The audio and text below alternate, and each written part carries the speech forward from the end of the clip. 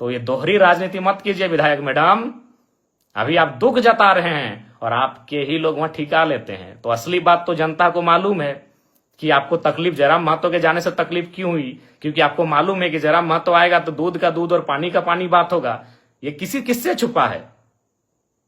चलिए, नाम लेने में अचरज का है। सुने आपके पति महोदय को वहां ठिका मिलता है, अभी करोड़ों का ठिका मिलता है। तो आप मुझे देखकर आपका बौखलाना तो लाजमी है। जी हाँ, आप बार बार श्वेता जी का नाम ले रहे हैं, मैं उस पर भी कहूंगा और मैं श्वेता मैडम को एक पत्र भी लिखूंगा।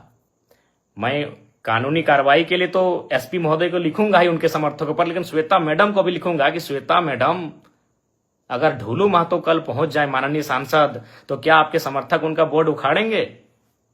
बोकारो के पूर्व विधायक अगर ब्रंची नारायण जी अगर वहां पहुंच जाएं, तो क्या आपके समर्थक उनका बोर्ड उखाड़ेंगे?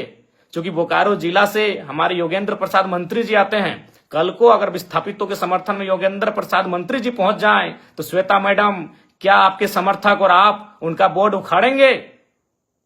क्या कल को रघुवर दास जी चूंकि गिरिडीह आए थे, हो सके कल बोकारो अगर आ जाए पूर्व मुख्यमंत्री रघुवर दास जी, क्या आपके समर्थक उनका बोर्ड, उनकी गाड़ी का नंबर प्लेट उखाड़ेंगे? अरे आपने तो हद कर दिया।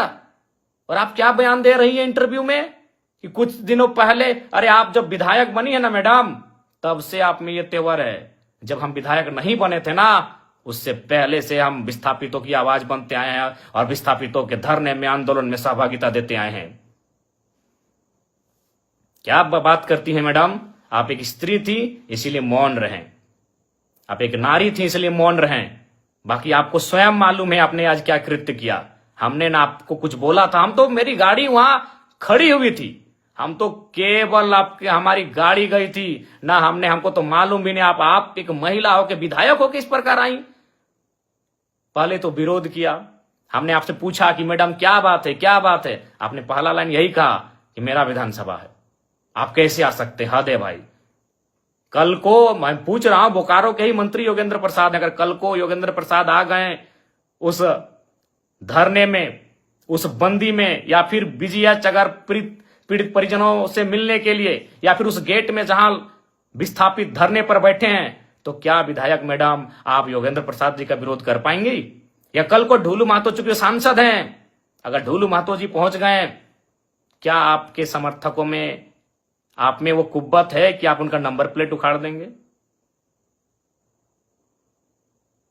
बड़ा दुर्भाग्य लगा मैडम, बड़ा दुर्भाग्य। आप क्या बयान दे रही हैं कि कोई माहौल खराब करे? तो मैं देखता हूं अगर कल को ढूलू महतो जी जाते हैं, ब्रंची नारायण जी जाते हैं, तब आप क्या बोलते हैं। देखिए, मैं आपको स्पष्ट कहना चाहूंगा, सबको नहीं पच रहा है कि जयराम महतो किसी आंदोलन में आए, क्योंकि अगर वो आएगा तो सट्टी की बात होगा। और बाकी कहना नहीं चाहिए मैडम, लेकिन जब आपने हद पार किया है तो मैं सुनी खबर आपको सुना दूं। सुने आपके घर में आपके रिश्तेदार कहिए या आपके खास कहिए, उनको ठिका मिलता है बीएसएल में। तो ये दोहरी राजनीति मत कीजिए विधायक मैडम।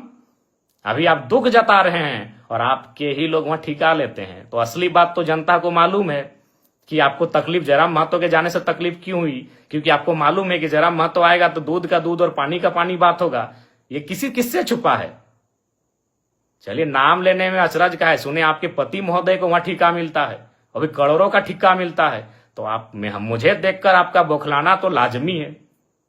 चलिए, फिर भी बुरा नहीं मानते हैं, क्योंकि लड़ाई विस्थापितों की है, लड़ाई विस्थापितों की है। बाकी हमारे समर्थक, हमारे कार्यकर्ता आपको मर्यादित रूप में उत्तर दे देंगे।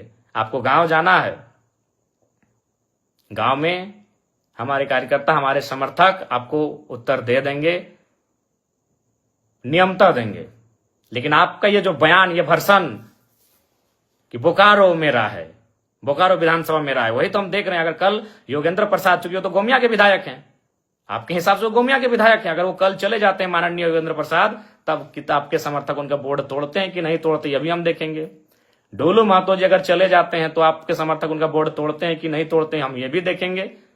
और अगर ब्रंची नारायण पूर्व विधायक बोकारो अगर जाते हैं कल विस्थापितों से मिलने या धरना स्थल पर, तो आपके समर्थक उनका बोर्ड तोड़ते हैं कि नहीं तोड़ते हैं, यह भी हम देखेंगे। ये दुर्भाग्यपूर्ण है, आपकी संकीर्ण सोच को आश्चर्य लग रहा है कि आप इतना संकीर्ण, आपकी सोच कैसे हो गई आज।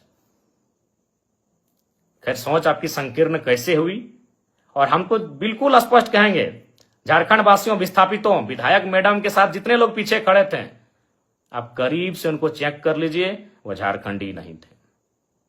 विधायक मैडम के पीछे जितने लोग थे, जो बोर्ड हमारी गाड़ी का, चूंकि हम पीछे आ गए, हमारे समर्थक भी हमें घेर लिए थे, हमारे समर्थक नहीं, जो विस्थापित लोग धरने की, दादा आप मत जाइए उधर, उसी बीच उन्होंने हमारी गाड़ी को तोड़ फोड़ करना शुरू किया। और हमने पहले ही कह दिया था कि उनको जो करना है करे, वो नारी हैं, हम कुछ नहीं बोलेंगे। बल्कि हमने आपको प्यार से बुलाया कि मैडम बात क्या है, क्यों यह व्यवहार आप कर रही हैं। तो ये बहुत ही दुर्भाग्य की बात है, आपका जो ये व्यवहार रहा, यह बहुत ही दुर्भाग्य की बात है। लेकिन फिर भी हम उस पर चर्चा नहीं करेंगे, क्योंकि यहां सवाल विस्थापितों के साथ न्याय का है।